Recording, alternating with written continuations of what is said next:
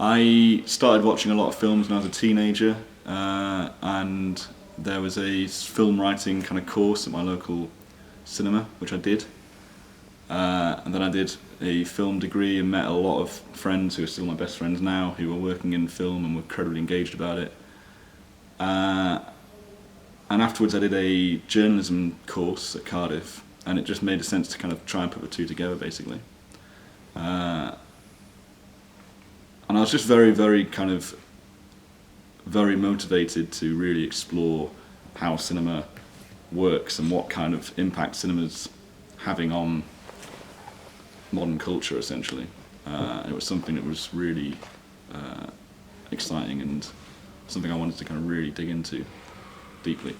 And I know you've already really answered this question, but do you make a living from it, or do you have a day job? I've got a day job, but that's in photography journalism, and I do interview a lot of filmmakers and obviously photographers who are working in a similar field, and then I freelance on top of that, purely in film. Okay, well, if you don't mind, I'm going to start with some sort of abstract questions about what film criticism's values and ideals are. So I guess what I'd first like to know is, are there any popular misconceptions about film criticism that really annoy you?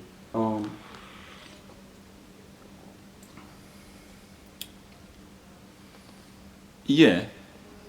What are popular misconceptions about film criticism? A lot of my friends think that I'm basically in the pocket of the distributors, and it's very difficult to... you've got to position yourself as an objective voice if people are going to read you and trust what you say. So to do that requires a lot of time and effort, actually, and a lot of integrity. And if in any way you're perceived as not achieving that, then I think people can lose faith in your writing very, very quickly. And I find that, like, as I say, a lot of people who I care about perceive film critics in general as disconnected from the cinema-going audience, out for themselves a little bit, and a bit compromised in terms of their attitude. And actually, a lot of the film critics I know are very serious about this, and they care about it an awful lot, and they think about it very deeply. I think they get a hard rap, actually. I mean, I guess in a way, we do have a very different experience from the experience of, the normal film goer. I mean, in the sense that we're seeing films in advance, we're not seeing them in a room full of people that are making noise or looking at their phones, ideally. Do you think that difference is important, or do you think it would be somehow more honest or true if we were just paying punters at the multiplex and reviewing the film on that basis? If I spend too much time doing the Soho screening room circuit, I think to myself, I've got to go and see a film with like real people and like pay for a ticket and reconnect with how people are actually experiencing the cinema. And when I go along and do that, and I find it infuriating. No, I don't think it matters that much. I think it's important for our cinematic culture in this country to have a kind of reasonably rarefied pre-screening experience where people who see a lot of films and know very deeply about cinema have to go, like, it's kind of baptism of fire a little bit. I think that's an important thing to do. So I don't think that schism between film criticism, between the people that try and make their way as film critics and the paying audience, is that much of a problem. I think the schism exists, certainly. And the film criticism community can be pretty insular. But I don't see that as a huge existential problem for us. What do you think film criticism actually is for? Or what do you think it is? I mean, in a way, they're related questions, I guess. Well, to go and watch a movie in London now is going to cost you around 50 quid, I reckon, if you buy a bottle of wine or a coffee beforehand even. It's an expensive business. And there are more films being distributed than ever before. There's probably 10 a week, I'm guessing. And then there's lots coming out, home entertainment and so on. Film criticism is a way of like filtering that, so someone who's interested in the cinema can have a good understanding of what to expect and why this film is or isn't important or significant or worth spending their money on or not. So that's a reasonably simple answer to the question. It's also just it's a forum, it's a community around the experience of watching a film in a dark room in silence. It's a testing ground. It's a kind of democratic space. I mean, unquestionably, the consumer guidance aspect of criticism is an important part of what we do. But do you think that that a piece of film criticism should have an afterlife? After the film? Do you think that film criticism has value to someone should have value to someone who's already seen the film? Yeah, I'd say so. Yeah.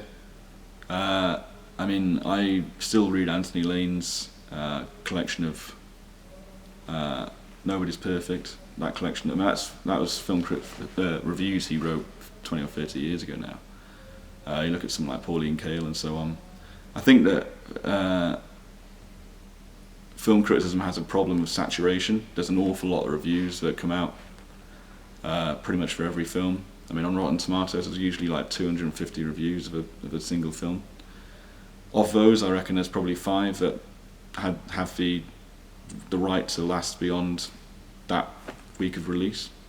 But yeah, I love going back and reading old reviews of if I watch a film on Film 4, for example, I often go onto Rotten Tomatoes on my phone and be reading the reviews when the film's actually being played in front of me, and I really enjoy that experience.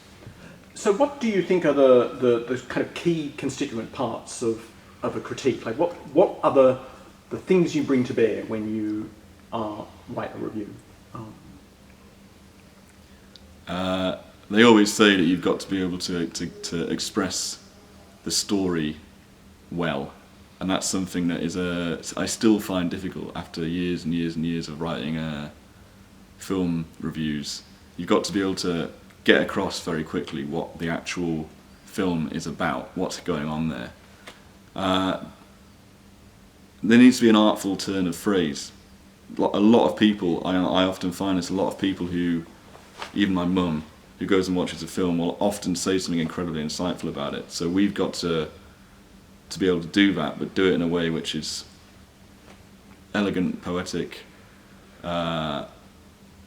makes the experience of reading the review an experience in itself. It's not just a description of a film. It has to be a kind of piece of insight which has its own significant artistic experience to it, if that makes sense. Yeah, no, it completely does. And I wonder how important in all of this, I mean, I think in a sense you've already addressed this to a degree, but where you think evaluation fits into the role of the film critic, and how important, for example, you think, what do you think is the value of a star rating? What does a star rating do, even? I mean, it makes it more digestible, it makes it easier to understand where the critic's coming from when you start reading their review. I don't put a lot of store by star ratings. I think if they weren't there, that wouldn't really impact on my enjoyment of I don't see them as having a particularly strong purpose, really. It just makes the experience of reading the review easier, because you kind of know what you're going to get in terms of the tone of the article prior to reading it. But like, I'm a big fan of The New Yorker, for example. They don't need star ratings, and they, the whole evaluative thing. I think film criticism needs to kind of look beyond that a bit. You look at someone like Anthony Lane, as I've already mentioned, or David Denby. Evaluation does not often come into their pieces of writing. They expound on the significance of the film in terms of who we are as a people. And that's what I find interesting. Have you noticed any changes in the kind of the climate and culture of film criticism in Britain? Actually, I don't think it's dramatically and hugely changed. I've spent a fair amount of my time as a journalist writing about how dramatically and quickly the industry is changing, including film journalism. And when I reflect on what I did on a day-to-day basis back then, there hasn't been a huge amount of change. I think one of the big differences is that film stars have taken to social media now in a way that they didn't then. You look at someone like Jessica Chastain and Xavier Dolan, they have these public conversations on Twitter, for example. So, or Instagram. And that is actually an interesting way of approaching interviewing these people, basically mining their social media feeds. That's a resource that we never really had. Film's always been, the film stars have always been kept behind these kind of big closed doors to the pearly gates of that world. We're getting more access to that now bit by bit, and some of that is of their own volition. So that's a big change, I think. Film criticism really hasn't dramatically changed in 5 years, I don't think. How have, I mean, you mentioned social media, how have things like Twitter and Facebook, and also aggregators, I guess, like Rotten Tomatoes, changed? Have they had an impact on film criticism itself? I mean, you mentioned that they increase the exposure of celebrities, and that's just totally true. And it's a really, really profound change. But do you think that they actually impact the way we work? I mean, do you have a Twitter account? Do you have a Facebook account? I do, yeah, and I spend an awful lot, I mean, way too much time on Twitter and Facebook. And actually, a lot of conversations surrounding film by film critics happen on those platforms. I probably spend more time engaging with other journalists about film on Twitter than I do in real life.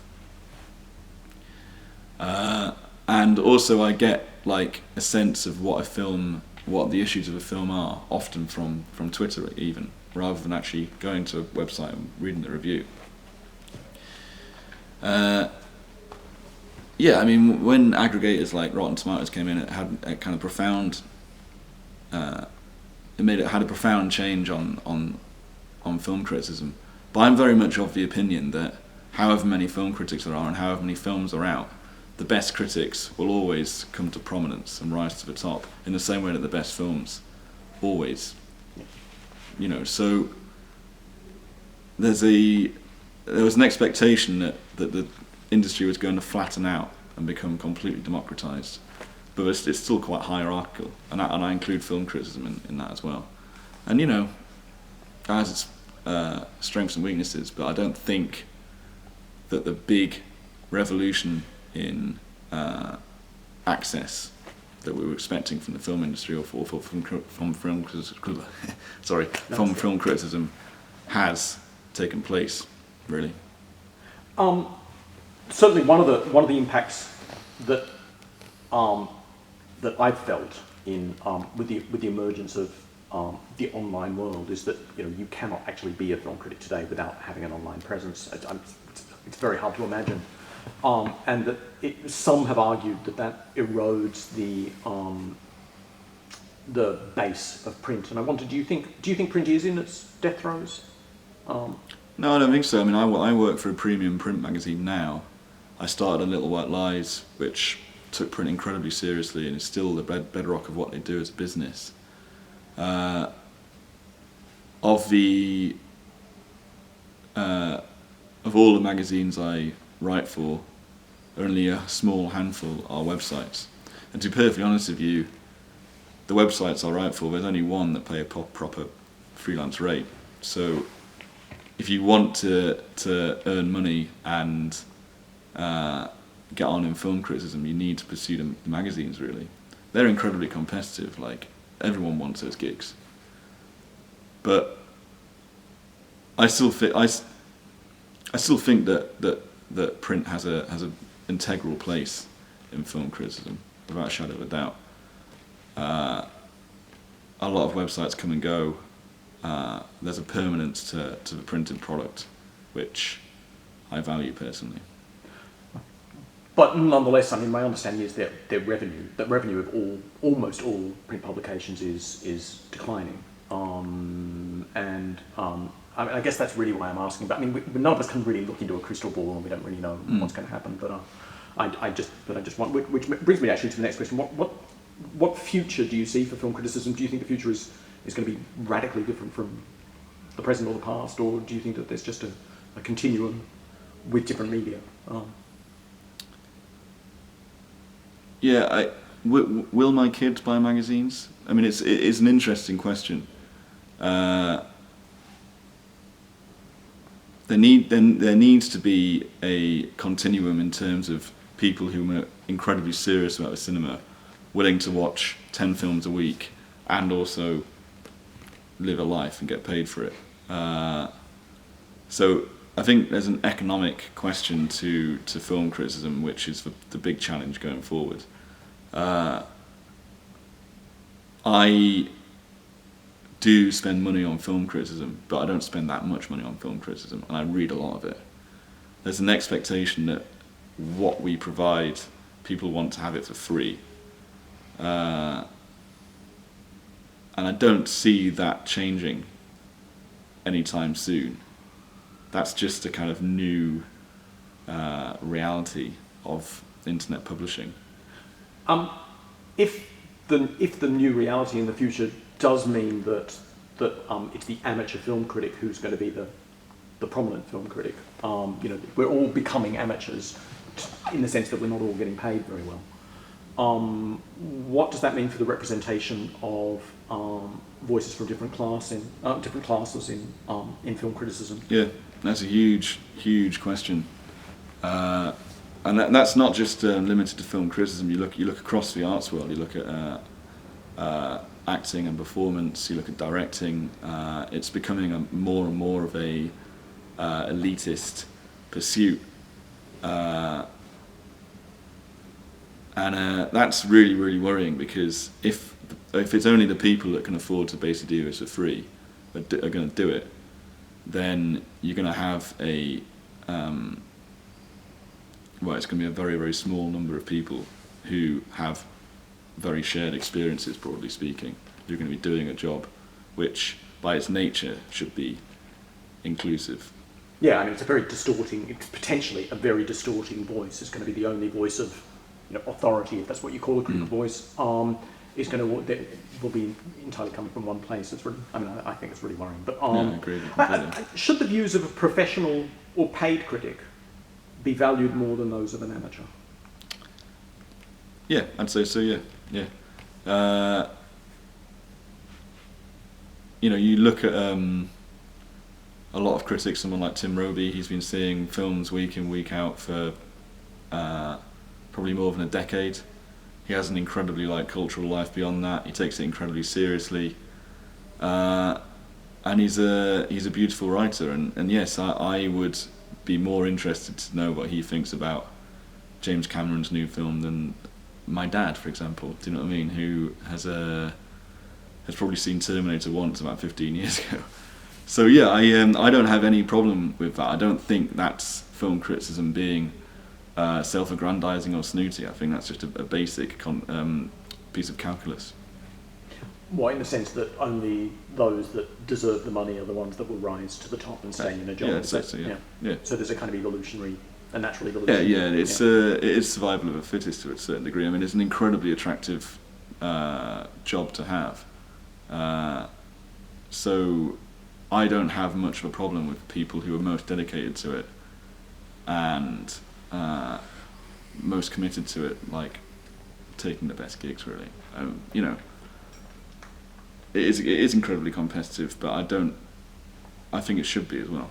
You do occasionally read very, very good pieces or very, very interesting pieces of writing by completely unknown writers who are self-publishing. And you look at someone like Charlie Lynn, who founded his own website and just built it from scratch and gains a huge following, using new media very, very well. He built a community around his website fantastically well. He put on screening events and was able to kind of create a sense of event around them. And then he funded his film by Kickstarter and self-distributed it. That's really impressive. There's no two ways about it. He's very talented though, and I'm sure he's been offered jobs by the established media again and again and again. And he writes for The Guardian, so yeah, it does occasionally happen. And I would recommend to anyone that they self-publish their own writing and try and promote it and push it out there. And I think it has made the rest of the media up their game. The established film criticism community has had to respond to that by being that much better. It can. You see, you talk to my parents' generation about journalism, and it sounds like a very complacent period of time. Whereas you've got to work really hard to get on this game now, and if you know, online democratization has kind of triggered that, then so be it, and that's a good thing. And I mean, I guess the last thing sort of to bring up is just, is there anything about, I mean, there's plenty of things we haven't covered, obviously. Is there anything that you wish to get off your chest, or? Oh.